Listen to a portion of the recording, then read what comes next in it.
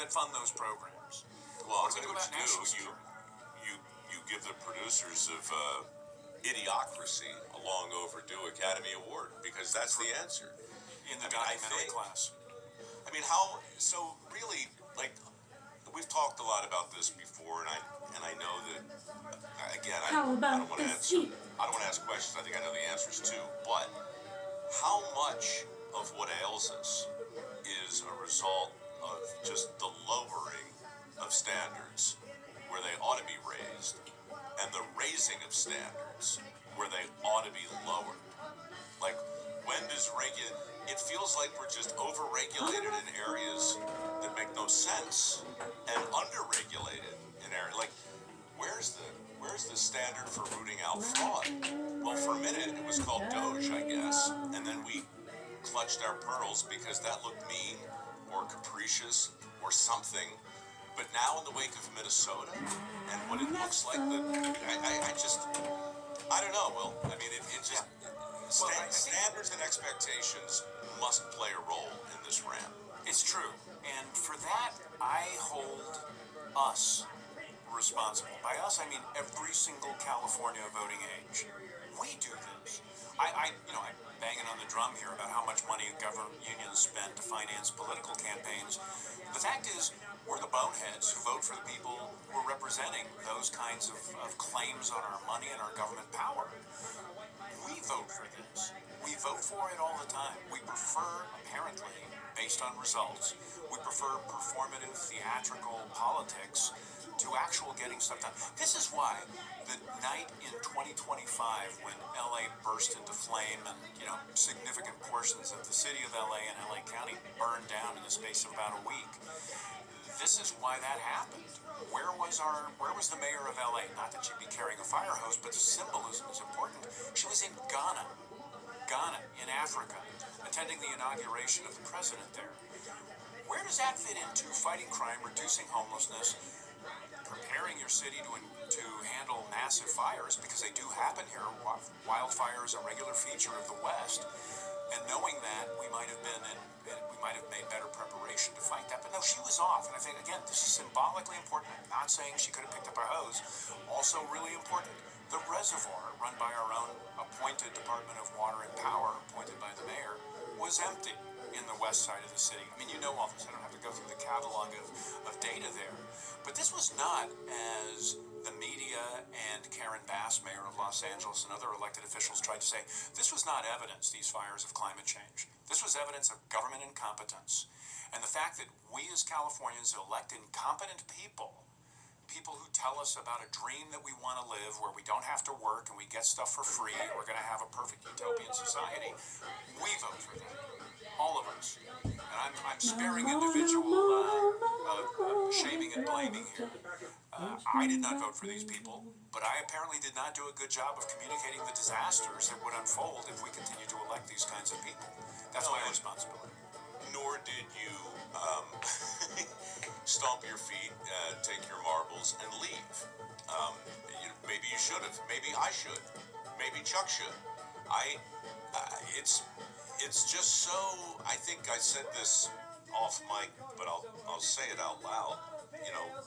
If you're trying to start a business in this state, if you're trying to expand a business, if you're trying to hire, it just feels as though there's some. You mentioned the invisible hand earlier. There's an invisible force that seems to be dog daring me to do everything that I feel like a good government, and I feel like wise policies would encourage people to invest, would encourage people to hire. I mean, talk maybe a little bit, since you invoked unions, so the rest of the country understands. What does it mean for an entrepreneur or a small business person to hire someone? The most basic deal. Like, how complicated Turn up the fraud tempo. has that become in the Golden State? Well, it's very easy to hire a person. It is very difficult to fire a person in California. You could talk about the teachers' unions as an example. It costs about $250,000 to fire a teacher. And I know you asked about the private sector and a business. We'll come to that in a second. What do you got for but me? where unions I got this exercise knuckle that sandwich, level of and I'll give control it to over you the for workplace as free. teachers do in schools, it's almost impossible to get rid of a bad Can teacher. you spell And it the result is, out? we have all kinds of research that shows that if you got rid of about Give the me bottom all that 5% of line. teachers in California, our outcomes, our student achievement outcomes would skyrocket. But you're really asking about how difficult is it to run a business in the state of California. And I'll give you a couple of quick examples, just anecdotal for the moment. But one of them is, I'm involved in a lawsuit right now because the governor signed off on a bill a year ago which prohibits employers from speaking about religion or politics in the workplace. They call this a captive audience. Your workers are forced to sit there and listen to you opine about politics and religion. Now, I can't say how other employers run their shops, but in mine, talking about politics and religion are important. I run a small policy organization, and of course we talk about policy and politics and religion occasionally. And that is apparently illegal under this law. Now, take that out to any other business enterprise. I'll give you an example of the fast food industry, which got hit with a massive spike in pay hikes. It was demanded by the Service Employees International Union and signed off by Gavin Newsom. It raised salaries in the fast food industry from roughly $15 to $20 per hour. Now they're looking for $25 per hour. So the next thing that happens is restaurants started raising their menu prices, number one. Number two, they started laying off workers. Number three, replacing those workers with kiosks, which are increasingly run by AI, so that you have a lower labor cost. And that's how almost everybody I've spoken with in California who runs a business, they do a lot of reporting, and almost every one of the businesses I've talked to have said, I have simply had to reduce my labor costs by shrinking the number of workers I have. So we have laid people off. The unintended consequence again, right? Of, we're going to raise people's salaries so they can afford to raise a family by working the counter at McDonald's. And the next thing they know, they have no job at all. So running a business is hard here because the government wants to control your speech on your property. And if you own a fast food restaurant, you want to explain to your employees why suddenly some of the workers are no longer here and why there's a kiosk now in the at the counter where a worker used to be. How do you explain that except as an act of political homicide, effectively? That the governor signed a bill that raised labor costs so high I had to lay off your friends, your colleagues, and you might be next. But I can't talk. Right. Thank you for pointing out. Why don't you tell the story? That was a good one. Well, I don't know the details of it, but it sure seems like, and this goes under the fraud category again, but it feels like there were exemptions that were made for that whole fast food minimum wage thing, and it feels like Panera Bread got a pass, and it looks like the governor had a relationship with the owner. That's right. And it's the oldest damn story in the world, but in these times it just feels writ large. And how do we cross over? Well, I know what you're going to say, because we're fat and happy and soft, and we're citizens, and so far, yes, it's annoying and it's troubling, but our house isn't the one on fire yet. It hasn't gone splat to the point where Will Swaim, Chuck Klausmeyer, and Mike Rowe will go, that's it, now I've had enough. I'm following Joe Rogan. Well, you asked just a moment ago about this wealth tax, and it is backed by the Service Employees International Union. And only one arm of it is backing it, the health service workers. And their claims are, they're just untrue. I mean, they say that the reason they need this is because tax revenue is down. And I pointed out a moment ago, tax revenue is way up in California. We have a budget that's twice what it was 6 years ago. Our problem is not revenue, it's spending. It is the effectiveness of our spending. But unions never miss a chance to get more cash, so all of this money will be poured into an area where SEIU has a special interest in growing its membership, that is in hospitals and home health care. What's fascinating about this, again, I think this is a really important thing to talk about. You and I, Chuck, and you, Mike, and I, we're we're not making these observations in a vacuum. It's not just like conservatives, perhaps like me, who object to this. It's other Democrats. California has become the poster child, because of all the dysfunction we've talked about. California has become the poster child of why you can't trust Democrats. I'm not saying that. Other Democrats are. You mentioned Fareed Zakaria talking about, New York City. But we've also got the famous kind of lefty liberal guy right out of Southern California, Ezra Klein, a Washington Post columnist, who with his colleague Derek Thompson, I think Derek's at The Atlantic, they wrote a book called Abundance. And the book is almost a total takedown on California. Ezra's written numerous columns. Again, I disagree with them, and Ezra's policy pronouncements, most of them, we both agree, California's a problem for the Democrats. As soon as Gavin Newsom starts running, you can count on his opponents, even inside the Democratic Party, to say, here's a picture of San Francisco. You want more of that? I say that, and then I reflect on the fact that all I told people in 2018 when Newsom was running was, we don't have to guess what he would do. Look at San Francisco and what he did do. So how do we raise awareness about this? I think, Mike, you and Chuck do an awesome job of warning people, I think, about what government regulation can do, however unintentionally. But I really do believe that this is a problem of an American cultural problem, of people who want to be rescued by a man on a white horse, primarily a man. We'll take a woman, I think, in America now. But it's, we want some hero to come riding in and deliver utopia.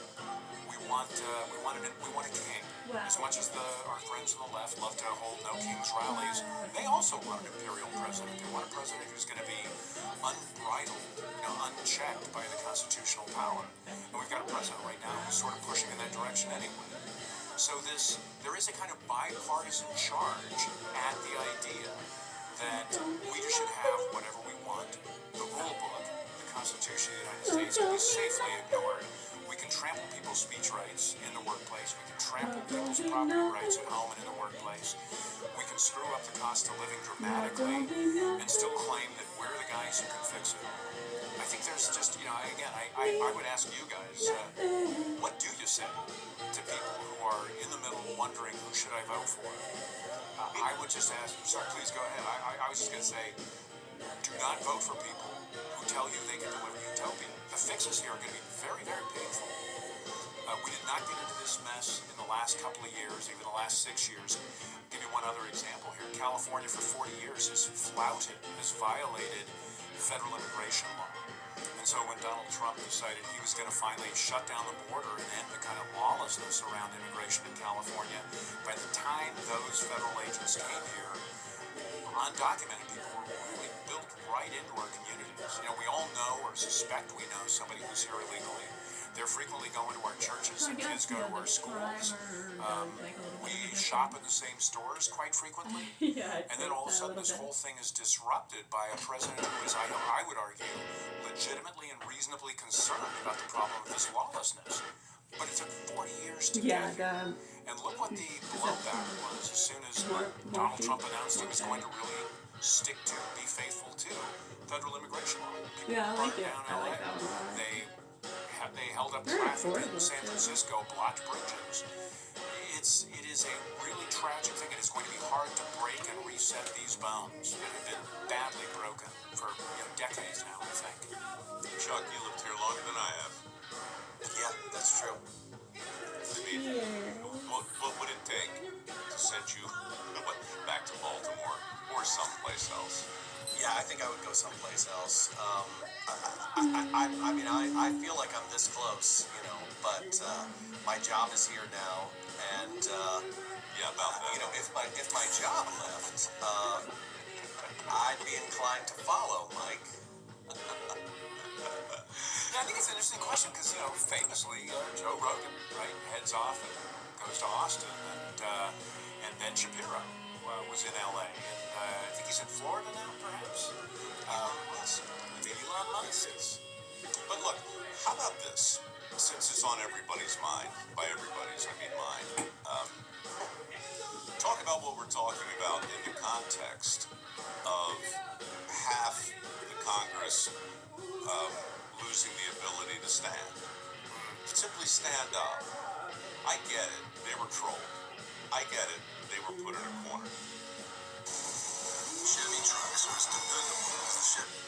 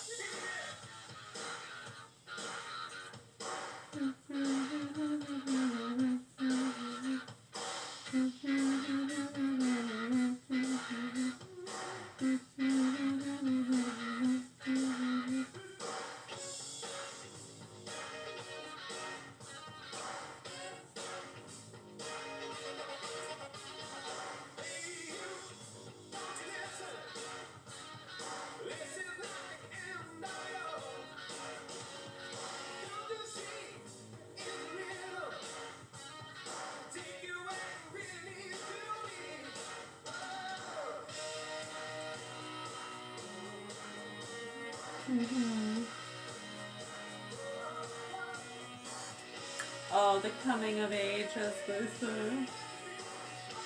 Yeah. Yeah, I hope so. Good, thanks. How are you? Yeah. I would do strawberry ones. Yeah, the lemon ones are a hit. Robbie scarfed down 3 of them yesterday when he got up. Yeah, Jamie had some too. You liked them? I know, right?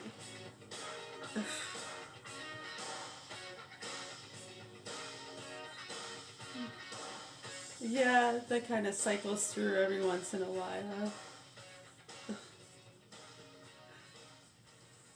Yeah. Like trying to show like not such a lack and being a good sport. Yeah, I know.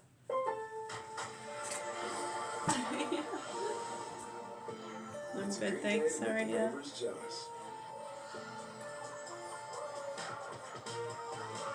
Our best lineup is here. Yeah. Yeah.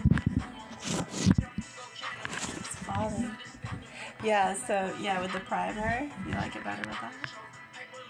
Yeah, I think it does make a little bit of a difference. Cheers. Mm-hmm.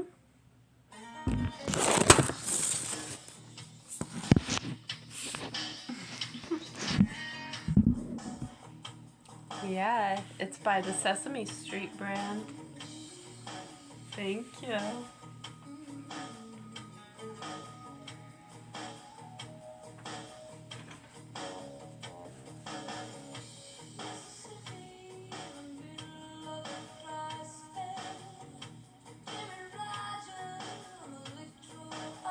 have a strong pour, shoulders down and back. In through the nose if you can, out through the mouth, and alternate out of the mouth and out of the nose if you can. And every once in a while, take a breath in through the mouth. At your own leisure.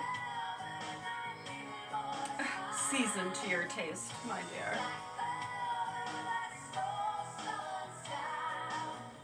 A new religion that'll bring you to your knees.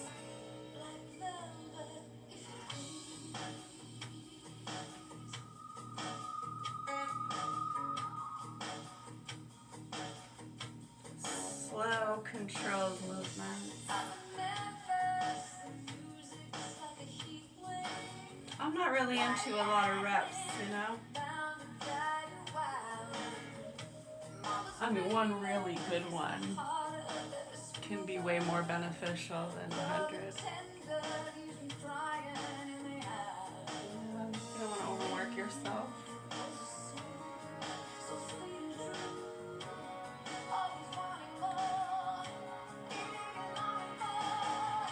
Black velvet and that little boy smile.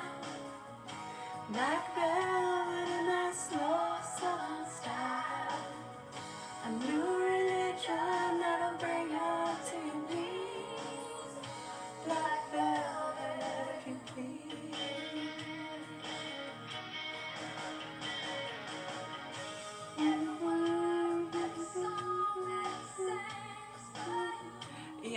little floppy plane. You can call it a bird if you want.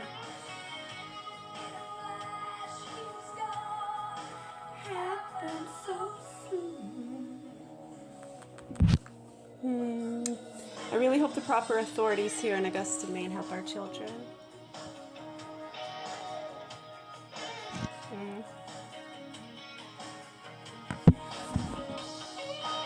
I don't know. It's amazing how fucking people ignore the actual facts and concerns. It makes you wonder sometimes. Doesn't it? Hold on a second. I see ya. One moment. Good morning. Yeah, I hope so. In the meantime, between time, we'll be here doing our stretches and breathing as usual. And we're going to make some strawberry muffins this morning. Those lemon ones yesterday were really good.